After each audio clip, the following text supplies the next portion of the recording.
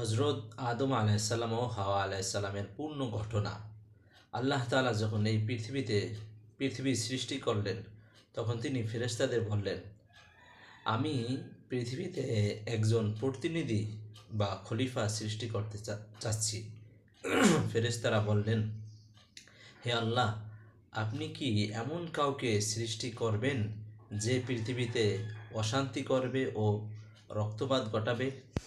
আল্লাহ তাআলা বললেন, আমি যা জানি তোমরা তা জানো না। তারপরে হজরত আদম আলাইসাল্লামের সৃষ্টি হলো। এরপর আল্লাহ তাআলা মাটি দিয়ে হজরত আদম আলাইসাল্লামকে সৃষ্টি করলেন। তার মধ্যে নিজের পক্ষ থেকে রূহ ফুঁকে দিলেন এবং তাকে জীবিত করলেন। আল্লাহ তাআলা আদম আলাইসাল্লামকে সব কিছুর নাম শিক্ষা দিলেন, যা ফেরেশতারা জানতো না। এর মাধ্যমে আল্লাহ তাআলা প্রমাণ করলেন, মানুষ জ্ঞান ও সম্মানের দিক থেকে বিশেষ। এরপর আল্লাহ তাআলা ফেরেশতাদের আদেশ দিলেন, তোমরা আদম আলাইসাল্লাম আদমকে সিজদা করো। সব ফেরেশতা সিজদা করলো, কিন্তু একজন অস্বীকার করলো। সে হলো ইবলিস, শয়তান। সে বলল, আমি আগুন থেকে তৈরি, আর আদম মাটি থেকে, আমি তার চেয়ে উত্তম।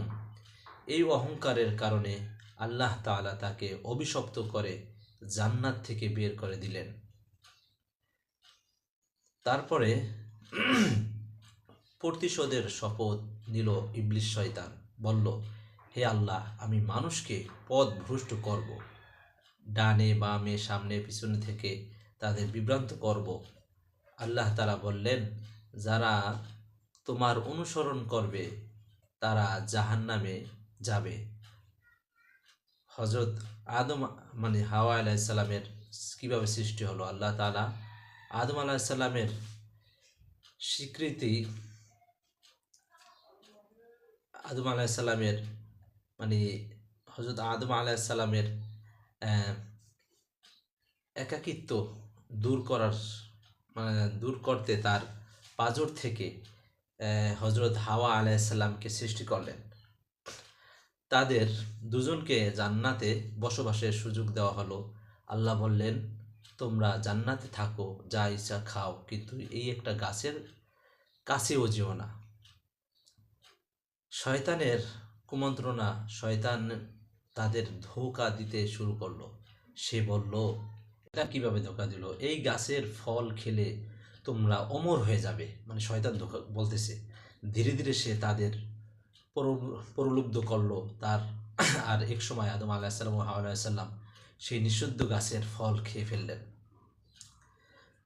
ফল খাওয়ার পরই তারা বুঝতে পারলেন তারা ভুল করেছেন। তাদের লজ্জা স্থান প্রকাশ হয়ে গেল এবং তারা জান্নাতের পাতা দিয়ে তা ঢাকতে লাগলেন। তারপরে হযরত আদম আলাইহিসসালাম তারা সবাই একসাথে কাঁদতে কাঁদতে আল্লাহর কাছে তওবা করলেন, হে আমাদের প্রতিপালক, আমরা নিজেদের উপর জুলুম করেছি।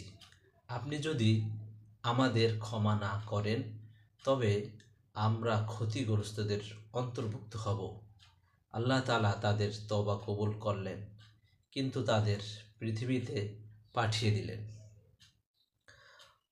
হযরত আদম আলাইহিসসালাম ও হাওয়া আলাইহিসসালাম পৃথিবীতে নেমে এলেন। এখানেই শুরু হলো মানব জাতির জীবন। আল্লাহ তাআলা বললেন, তোমরা পৃথিবীতে বসবাস করবে, এখানে তোমাদের পরীক্ষা নেওয়া হবে।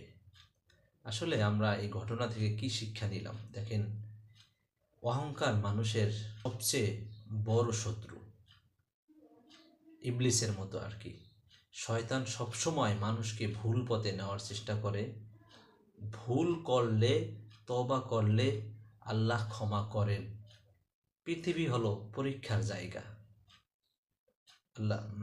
আমরা বেশি বেশি ভিডিওটা শেয়ার করে দেব, কারণ এরকম ঘটনা যেন ভবিষ্যতে আপনারা পান।